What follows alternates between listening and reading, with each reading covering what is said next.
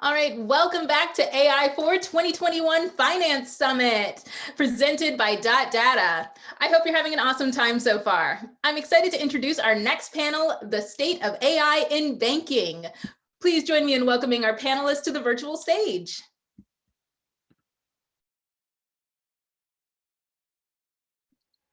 Thanks so much for the introduction, Patrika. We're very excited to be here and think it's pretty fair to say that artificial intelligence and machine learning have moved from the realm of academic research to the power of commercialization. And often when we think about AI, we think about large consumer internet companies, the likes of Google and Facebook, who have very extensive machine learning science research labs. But today we're going to talk about applications in another industry, namely that of financial services and banking. So I'd love to start off with an introduction from the fellow panelist speakers today. Alex, why don't you start us off? Hey, Catherine, thanks so much for the great introduction and everyone for being here for the conversation today. So I'm Alex. I'm one of the co-founders and CEO of Snorkel AI. We're a company that is building a platform called Snorkel Flow, serving customers in the financial space along with others. And I'm also on the faculty of computer science at the University of Washington. Super excited to talk about this today. Ashit, why don't you go next? Thanks, Catherine. I'm happy to be here with my co-panelists. So I'm Ashit Talabdar. I lead the AI machine learning initiatives at Moody's Analytics. Brief introduction to myself. I worked in R&D and AI for over 20 years. I have a PhD from CME in the 90s when literally AI was still in research labs. And I started my career at JPL NASA, so I'm the only rocket scientist here at Moody's Analytics. Probably in the panel here too. So I did my research at JPL NASA for over 12 years. And then as AI kind of evolved into more enterprise type domains, I went to NIST where I started the data science program. And then I've been at Moody's for about 4 years now. I lead the AI Center of Excellence here. So over time, we have actually built up a large team of AI experts, and we kind of lead both the strategy functions and then the product initiatives here. So I look forward to the discussions. Wonderful. Prashant. Hi, thanks, Catherine. I'm very happy to be here. Thanks for providing the opportunity. My name is Prashant Dhingra. I lead machine learning practice at JP Morgan Chase. I'm a managing director for machine learning. Prior to JP Morgan Chase, I worked at Google and at Microsoft. So I was heading machine learning for IoT domain at Google. And I also worked at Bing SQL Server and Azure machine learning product at Microsoft. I think I moved to AI at right time. I used to be a software engineer, and then in 2008, I was head of BI COE at Microsoft. And the stock market went down in BI and the budget was crunching. So that time I took a position in machine learning. I moved to Bing from BI. And since 2008, I've been working in machine learning, and it has been a very interesting journey. I think AI will continue to grow, and I have found it very rewarding. And I believe people who will be participating and using more and more AI, it will make them wise in a daily life, and whether they are in AI role or not. So I'm very happy to be here, and I'm looking forward to share our experience. Thank you, Prashant. I'm Catherine. I currently head up a group called Borealis AI, which is the machine learning research lab for the Royal Bank of Canada. I've been working in the machine learning space for the past 6 years. I started my career in this field at a startup called Fast Forward Labs, which was subsequently acquired by Cloudera. And in that capacity, had worked with over 50 Fortune 500 companies, advising them on their enterprise machine learning strategy. I bring a slightly unorthodox background. I started off my career in the private industry working for a legal software company and gained expertise in risk management and professional ethics in law firms. I had a stint as a professor, an associate professor of law at the University of Calgary, teaching how ethical paradigms were being impacted by new technologies. And so bring that ethics and governance lens to my work in machine learning, which is quite relevant in the field of banking as we think about compliance with regulation and all of the sort of beyond regulation ethical considerations we have to take into account as product developers and machine learning practitioners. So I think it's fair to say as we listen to these introductions that we have a nice diverse set of viewpoints on the panel. I think there's both Prashant and I come from, we're working for financial services institutions themselves. So we have that sort of inside inside view on where banks stand. I think with the perspective from Moody's, we have the layer of credit analysis in the larger industry, and then obviously with Snorkel, there's the not quite fintech, but I think sort of a machine learning startup perspective on the outside in serving the bank. So I think there's a broad set of perspectives that should lead to a rich discussion. I can be more blunt. I mean, we sell software to banks, so there's my bias. Although a lot of our theory that we worked on back at Stanford, where the project started, is specifically about how you can get very useful signal out of even biased or noisy signals. So there's my perspective on the table, but also through Stanford and University of Washington,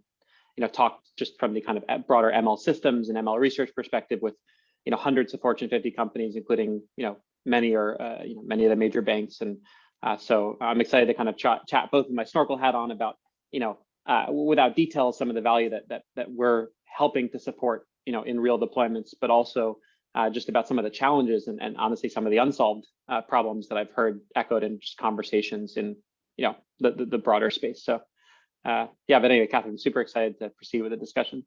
All right, wonderful. Why don't we start up with the first question? So I think pretty broad. Probably some folks in the audience who are listening who are asking themselves, banks and AI and banks, like how tight is this marriage, or is this a breakup waiting to happen? Prashant, why don't you start us off? So organizing data and understanding data is a key competency any enterprise needs to have, whether it is a bank or health or any other industry. And AI helps us in organizing data. So even if the data, big data technology has come and we are able to capture more data, we are able to understand more data, the world is changing even faster. The rate of acceleration has also increased. So it has become more and more important to understand the data. And to understand data, AI can be utilized in multiple ways. Like many times we only talk about prediction, but machine learning is useful to understand the data, reason the data, and even design what kind of a product should be built, etc. So every company needs to become a tech company and a data company. And the reason finance companies are even better placed, in my view, finance companies can generate ROI from machine learning quicker compared to manufacturing or health domain. Because if you are building an aeroplane, or if you're building you have a large manufacturing plant, it takes like 3 or 5 years, and in an aircraft industry, even more to get an ROI. But in a finance, if you build an AI, you are likely to get results from few months to in a year's time. And finance companies has a good motivation, because finance, finance is important for the society, and it is data driven, so finance is very well placed to utilize the data, make the quants, or make the whole enterprise smarter and wiser. So I think banks will be utilizing AI and machine learning techniques across all the departments. So I'd like to add to that. Addressing the question that you put up there, I think the correct answer is somewhere in between. It's AI and banks are not a perfect match, but neither is it headed for a breakup. I'd say it's a match with imperfections that need some long-term planning, strategic approaches, and some TLC to succeed, right? Putting it in the context of a marriage. I actually see if you look forward a few years, I see AI and technology transforming banks. And it's actually going to be accelerated by COVID in the past year. And we're going to see that hand in hand with changes in regulations, which actually limit the adoption of AI right now. And I'm sure we'll talk about it a little bit more. And also the emergence of fintechs, I think, is going to drive the legacy banks to kind of force to change faster than they normally would. So there'll be some bumps along the road in terms of AI adoption in the banking sector and in finance, especially for the legacy banks. But I think many will catch up. Now, I'd like to point out, though, that the problems that AI will face in finance is not unique only to finance. If you look at healthcare, for example, it faces a similar challenge. Look at IBM Watson, the healthcare unit. IBM actually spent billions of dollars in the last 5 years doing acquisition and tech development just for healthcare and AI in healthcare. But essentially what happened was it was not being profitable anymore. So the recent news is that they're planning to sell the unit off and look at more profitable initiatives. And some of the challenges that they faced, including Google Health, is in the regulatory domain, which is data privacy and data regulations impose a lot of hurdles. And that's very similar to what the finance sector faces. So I think it's not unique, but we are going to overcome it in the next few years, I would say. I think that I can certainly emphasize with that. I'll take it, Alex, and pass it over to you.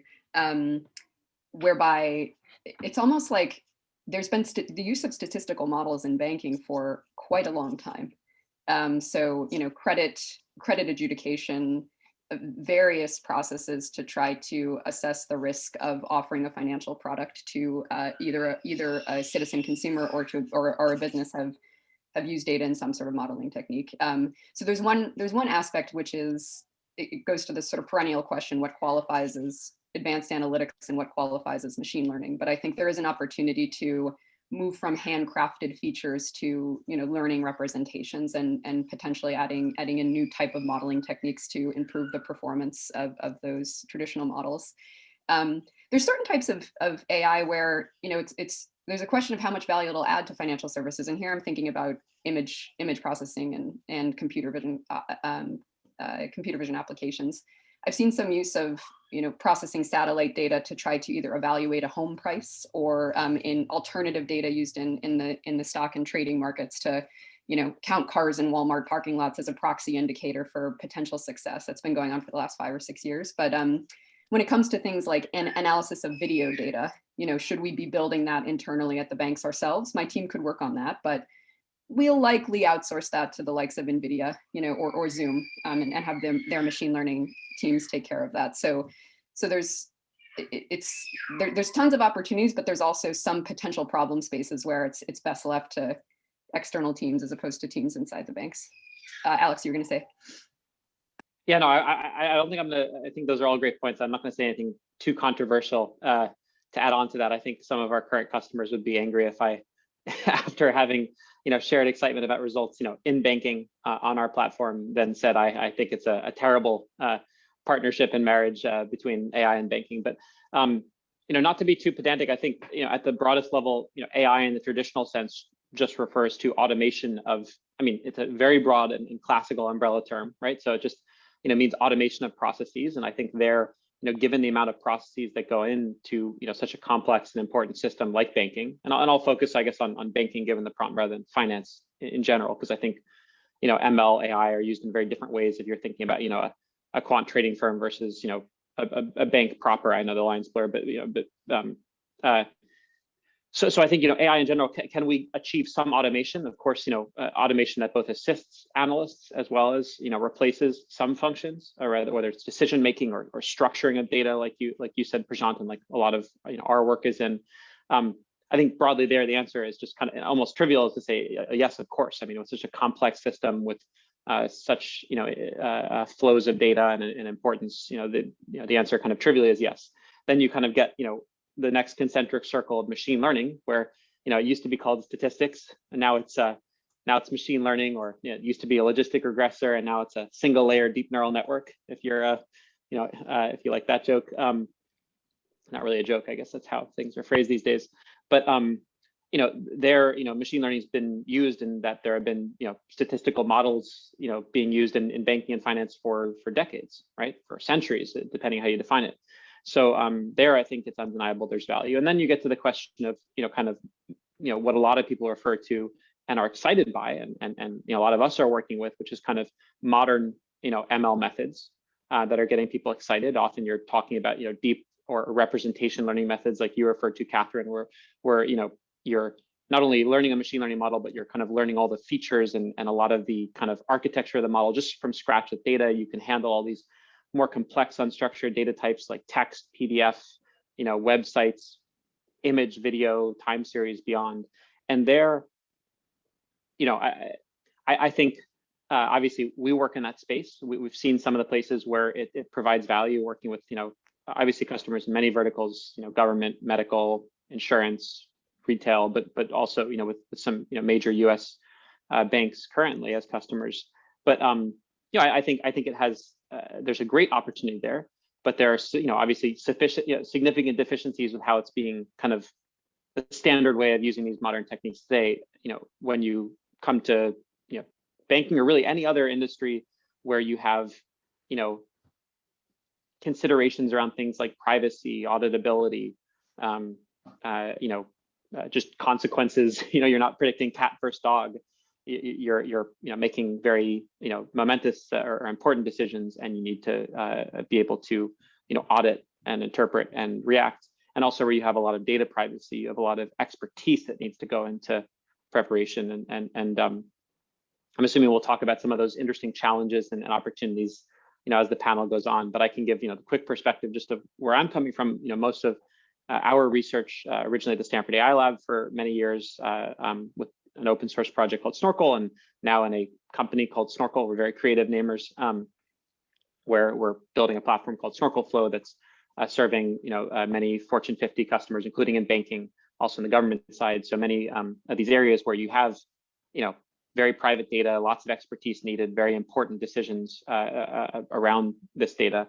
To give a sense of applications, often our platform is used in the banking world to do things like help make decisions or extract information from complex documents, PDFs,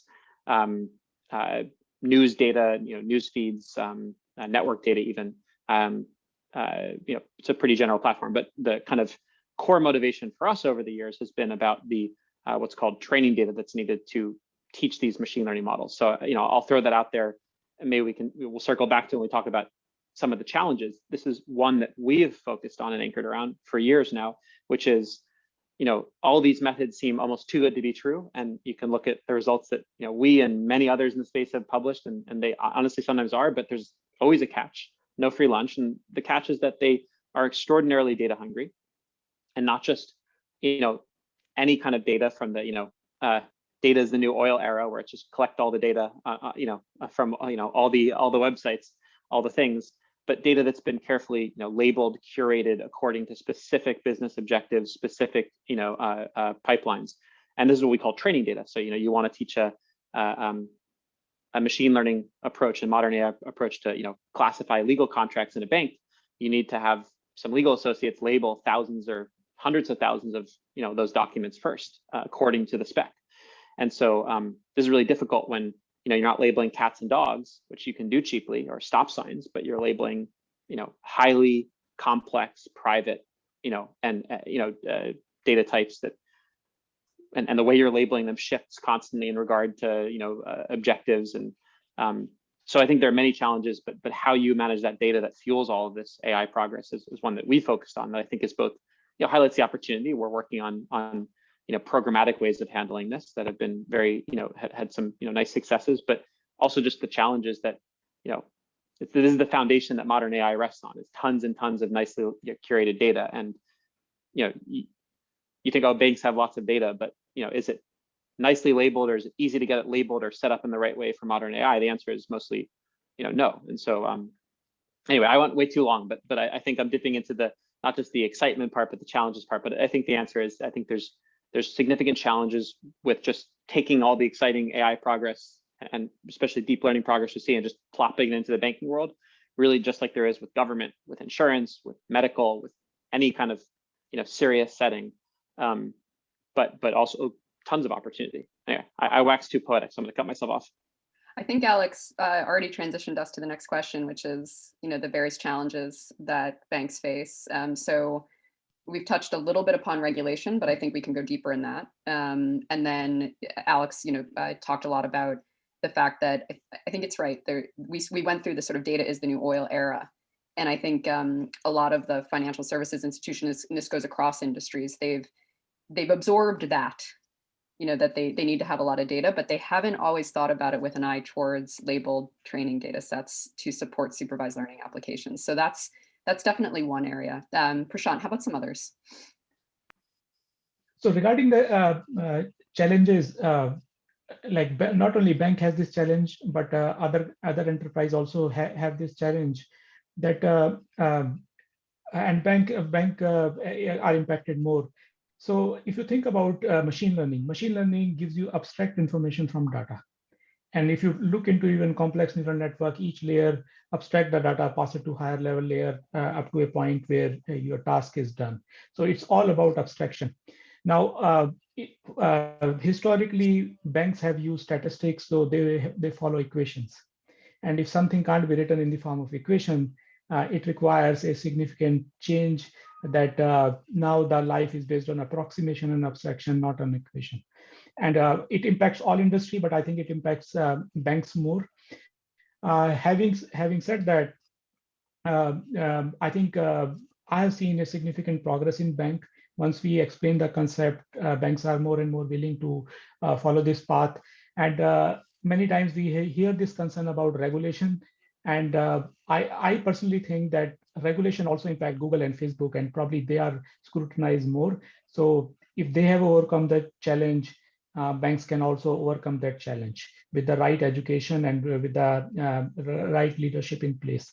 The one area where I see, which I see a big challenge in innovation in ML, is most of the time we hire PhD or graduates who bring a lot of expertise and skill, but we require also experienced ML leaders who should know what is a good experiment versus what is a bad failure. Because companies keep doing an experiment and then they say it failed. So on one side, we need to encourage good experimentation, but on the other side, we can't just keep on failing and saying that these were experiment. So there needs to be a clear philosophy. What is a good experimentation versus what is a bad failure? And once we have that philosophy, and if we then move the needles toward good experimentation, it turbo boosts the innovation. So I think that is a key area we want to focus on. And by focusing on good experiment, one can innovate faster. And this goes back further to the data. Like earlier, we talked about data challenge. So that one require label data, but ultimately the goal is how well we can monetize our data, what information we can get from it, how we can make our quant and like workforce more wiser so that they can make better decision. So with the right experimentation, we can get the meaning from a data. We can also explore what kind of a new product or what kind of a new philosophies needs to be brought in. And that's why banks can even beat fintech, because they have large amount of data, and with the right amount of exploration, they have a competitive advantage. So in my view, the biggest challenge is how we enable the good experimentation. Yeah, I just want to. Oh, sorry, I should go on. Yeah, I tend to agree with that, and that's where I think the legacy institutions have some challenges, because they have a lot of data, but many of it is siloed, it's fragmented in legacy systems, and that poses for the legacy, the incumbent banks, a challenge for them to leverage the data and build AI models that then add analytics and value on top of the data. So that's one, I guess, area where banks face a challenge, and the incumbents don't have the legacy systems to deal with. I'm sorry, the newcomers, the fintechs, don't have the sort of the legacy system to deal with, so they can actually build the IT, the technology superhighway from scratch. That makes it easier. Talking about regulation, I know we touched upon that. Prashant talked a little bit about it. We see some recent emphasis and research progress on explainable AI models. So AI is typically black box, as we refer to, compared to the credit decisioning models in the past, which have been statistical based. But I think with some recent progress in explainable AI models, we're going to see some better adoption of AI across the board in credit decisioning, KYC, and so on. And the other thing that banks, I think the incumbent banks face, the challenge that they face, is that on one hand, they must manage the scale, the security standards of a large enterprise, right? Because they have these legacy systems to deal with. And on the other hand, they have to achieve the speed and the agility, flexibility of fintechs, which can move much faster. And I think I've seen a lot of motion around that, where now the legacy banks have set up innovation units. I mean, we are part of a innovation unit from which the AI Center of Excellence operates. And that allows us to literally go the speed of a startup while leveraging the legacy data that Moody's has, that the financial institutions have, to build better decisioning capability using the legacy data, the tens of, 50 years of data that we have. The other challenge that I think the legacy banks have is also talent. So there's a lot of expertise in statistical techniques using, traditional languages like R. But now with the prevalence of AI and ML, you almost have to upskill the existing talent base to avoid rocking the boat too much. And that's a real challenge that banks face, but they're going through upskilling of the existing talent. And then, my AI unit, we make sure that we basically hire people with deep AI expertise. And then we follow the hub and spoke model, where we provide the AI expertise, and then the business units actually provide the business needs, the business drivers. And that's a very nice way to actually build up these AI initiatives quickly over time. It's interesting because we have the same model. So the hub and spoke, where, the team that I lead is the machine learning expertise, and then we partner up with the different business lines to deliver applications. But I do think one of the challenges is finding requisite domain knowledge to both inform the structure of the model, going back to Alex's point, and really understand the business problem. We talked a little bit about banking versus finance, but I think this becomes particularly acute in collaboration with our capital markets colleagues, because the space, if we think in bank, in the consumer retail banking world, we'll build out personalization applications into the mobile application, and it takes some time to understand the space, but there's sort of an intuition that the teams have, even if they're not, deep domain experts in financial services. But once we get into derivatives pricing, where, as we've discussed, there's today the legacy functions are quite complex and take quite a long time to compute and execute. And so there's an opportunity to use functional approximations using, the modern toolkits to trade a slight bit of accuracy in favor of computing the price or risk of a financial product in seconds as opposed to days. So there's a lot of benefit, and my team will bring in the skill set, but it takes us a couple of months to read the textbooks on derivatives and really understand the space, as well as the legacy infrastructure environment. And I think the second part where it can be tricky is just getting a machine learning system into production. And building the right integrations. There's always decisions of the short term versus the long term. Which platform are we going to upgrade across the enterprise? Where are we happy with some hacky solution that we'll throw away the code in a couple of years? So I think these are standard. This is outside of the domain of AI. It's sort of any innovation in a legacy environment, but we certainly see that. The other one that I wanted to touch upon, going back to Prashant's point on experimentation, is, and again, this is across, I think, traditional industries, the comfort with uncertainty, both in the early phase of the product development process, where we're not sure if the model is going to converge. We're not sure if we have the data. So I think about it as fitting the square peg of experimentation into the round hole of KPIs and business results, where there'll be a little friction, and having the business partners that we collaborate with be comfortable with the fact that this might just not work. It's not like we're not managing risk like Agile, where we're cutting down our sprints to 2 weeks with the knowledge that we want to get feedback on features before we commit to a long-term dev. It's like, it could take 2 weeks and it could take a year, we just don't know before we start. And then the second cultural shift, I think, is comfort with a probabilistic output.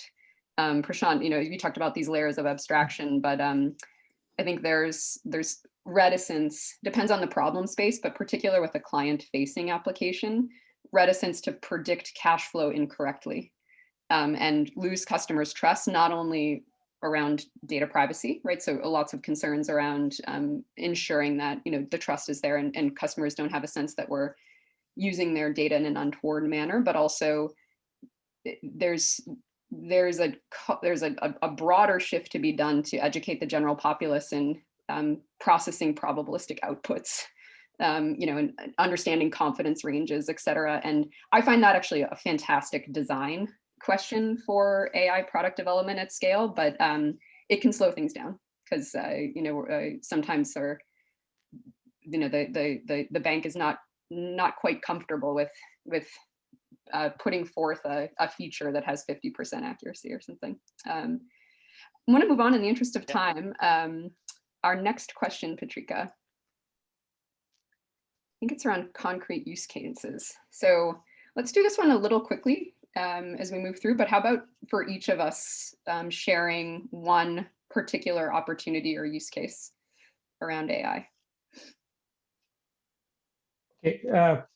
First of all, in general, the reason I changed job from Google to JP Morgan, I saw that there is a regime shift happening, that earlier product company used to build a product using code like Microsoft, then Google built product using consumer data. So there is a lot of opportunity to build enterprise solutions which Google or Amazon can't build. Like even if they are building various AI solution, but they can't build it for finance domain. So I think there is a lot of opportunity in finance and other domains where, depending upon data, solution needs to be built. So now going specifically, so you will see like there are various problems which are considered unsolvable problem. For example, whether if you try to build something for explainability for the whole world, or AutoML for the whole world, or even reinforcement learner for the whole world, these are unsolvable problems. But the opportunities we have is like when we work in a bank, if we constrain a problem to a domain, we can convert these unsolvable problem into a solvable problem. So that's the personal motivation I saw that regime shift, and I changed job, and that's how like we hired other member. And we see that once we have that data related to bank, so whether it is a NLP data, which is it may be earning calls, or it may be how trading happens, one can build lot of things which rest of the world or rest of the product companies can't build it for us. So that is the opportunity I see broadly. So I will not be able to share explicit detail about the use cases, but I see a lot of success by constraining a problem to a domain, finance domain, and then solving it.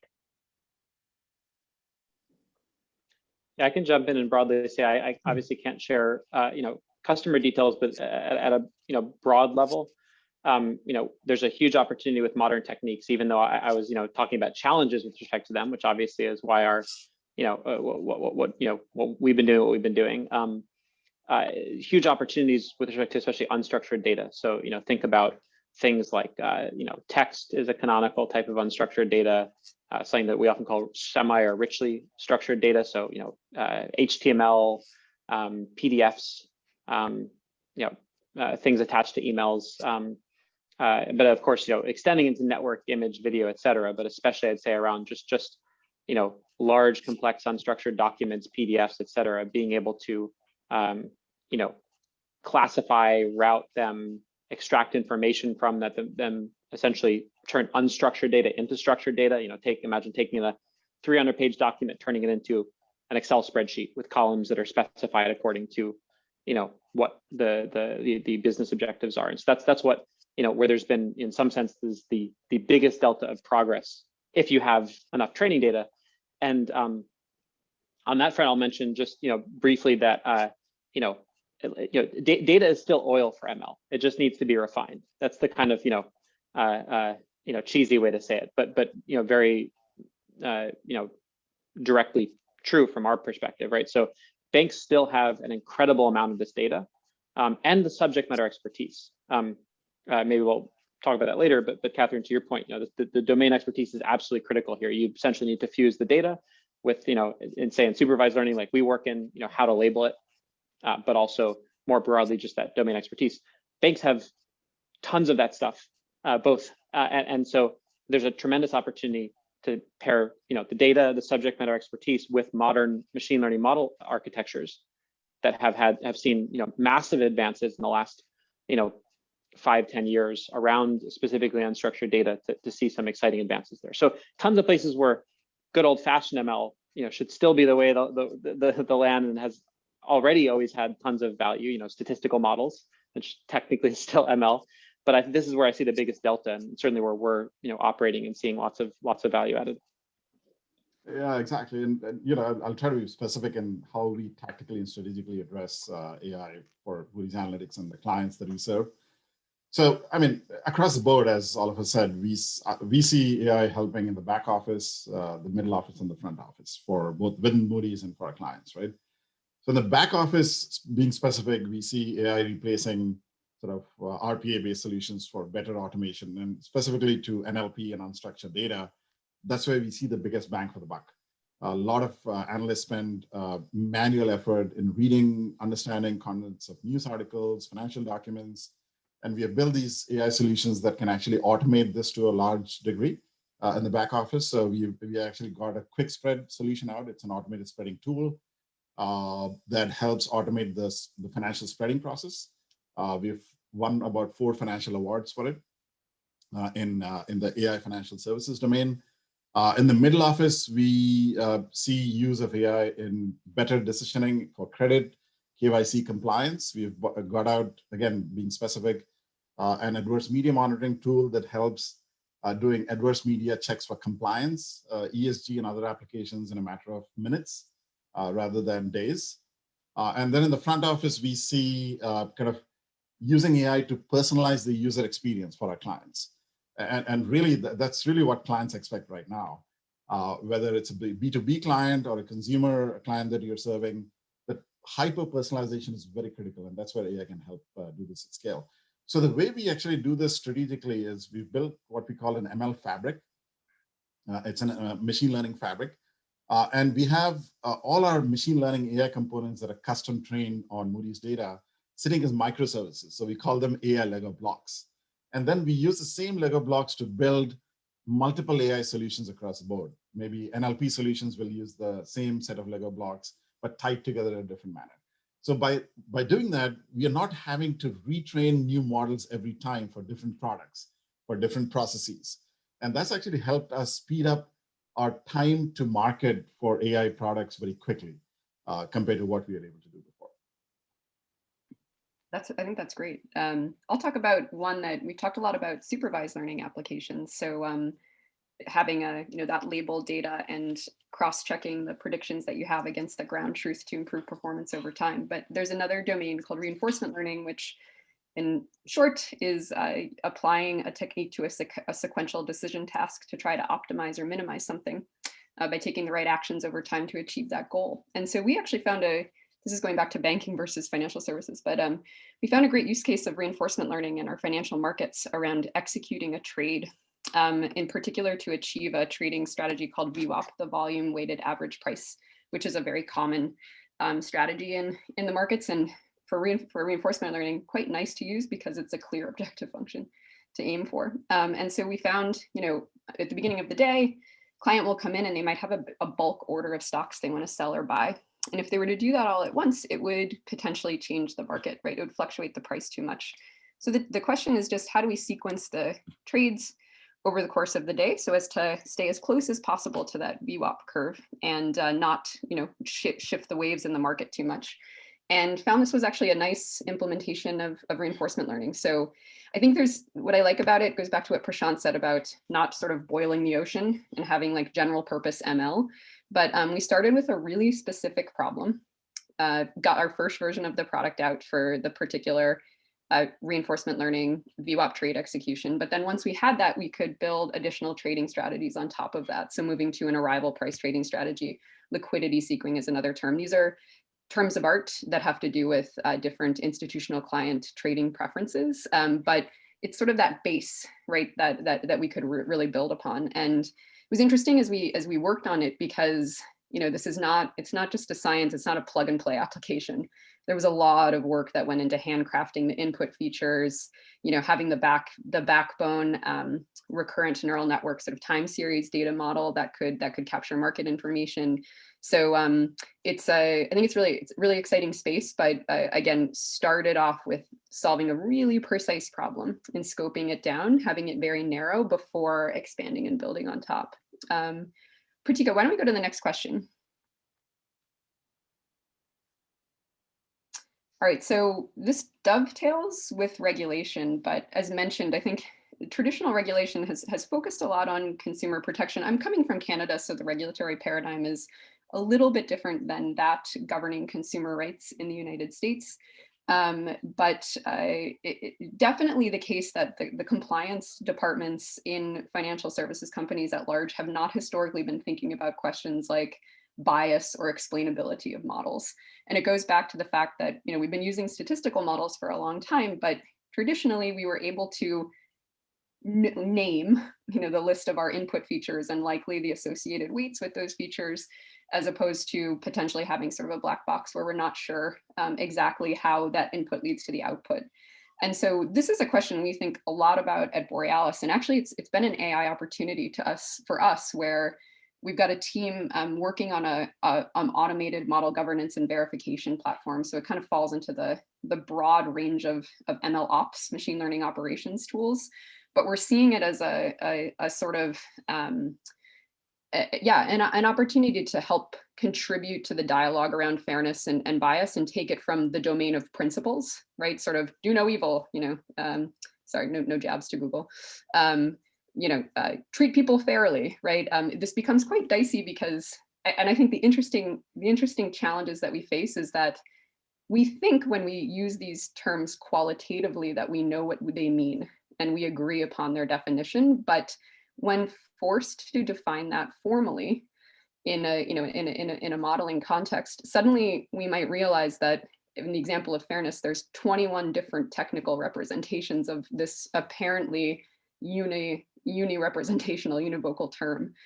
So I think it's an interesting time, you know, in the machine learning community as we're seeing this need to formalize these definitions lead to interdisciplinary discussions with the legal community, you know, the sociology community, and intertwining that with technical communities to come up with the right solution. Ashit, you'd mentioned a little bit on sort of developments in explainable AI and how that might lead to evolution and regulation in evolving the dialogue. My take in Canada is there's a new bill that recently was released. It's called Bill C11. It has provisions relating to privacy as well as the almost like GDPR, the right to an explanation for the output of automated decision systems for sensitive use cases like, do you deserve a loan, should you get a job, etc. But the trouble is that they didn't actually define an explanation. Right now we're in a status where basically the legal experts will say, someday this is going to go to court and a judge is going to say what part of a machine learning pipeline actually needs to be explained. And I kind of see the same with GDPR. So I think there's there's the way we think about explanation in the technical community, but that's not always what, if you ask a legal expert, you know, what an explainable system looks like or what needs to be explained, it's not always the features and the weights. So I think that's sort of the tension I see in the space, alongside the ambiguity of the definition of fairness and bias. Yeah. Well, I mean, the reality is that it's a very fast-moving field. Things change almost weekly, if not even more frequently, right? So I think if you want to really set up an enterprise AI strategy, one thing you have to do to ensure sort of AI fairness is set up organizational AI governance and standards. And that has to be comprised of AI experts, business experts, AI ethicists, and data experts for sure, right? We talked about data a lot. And this governance body and the governance framework will really make sure that the data is being leveraged responsibly, data privacy laws are followed, and that's changing every year, as we see in terms of GDPR and other initiatives in Canada. I think even in the US, it's going to come down pretty hard. That's my projection. And also bias in AI systems. So the one thing to remember is that biased AI algorithms can actually potentially result in AI systems that make costly mistakes, that reduces customer satisfaction, and ultimately, actually, more importantly, damages a brand's reputation. And one has to be very careful on that front. So this needs to be addressed by governance and standards. And one way that we look at bias in AI models, AI models are built by human beings, and we use data that could be biased. So continuous back testing and validation of these models on new data with data experts to make sure that there's no inherent bias that's creeping in with terms of using old data or particular types of data without reflecting the full population is one thing. Now, on the flip side, though, I think that AI can actually help in responsible lending. There's a large portion of the worst population that does not have access to credit. And now you have a lot of humans and banks making decisions. AI can actually help speed up the credit decisioning process and help serve the underserved population by using non-traditional methodologies. So, obviously we need to make sure that AI systems are unbiased and responsible and transparent. But on the other hand, there's a lot of benefits of AI in banking because it can help the underprivileged, the underserved right now. And we have cases even in this low interest rate environment where folks are having to pay 15-20% interest rate because they need the money for day-to-day activities. And the AI can really help there. And just to jump in, I mean, I think that this is a very classic high-level argument here. And I think on the one hand, and the most important hand, I think right now, societally and functionally for enterprises adopting AI, we are at a kind of difficult point with modern models with explainability and even being able to certify any notion of fairness. And I'll note, Catherine, just riffing off your point, I mean, explainability, I think I've seen survey papers, even reviewed some recently, that have just as many definitions of what explainability should mean in the community as definitions of what fairness should mean. And that's not an excuse to shirk the responsibility socially and otherwise, morally, et cetera, to do something, because I think we have enough consensus on the rough direction. But it is, I guess, to say that I'll put it this way, when academic communities and new academic communities spring up and get as excited as they do, and when us academics get too excited about something, you should worry about the the pragmatic state, right? Both around the theory and the even definition of explainability, fairness.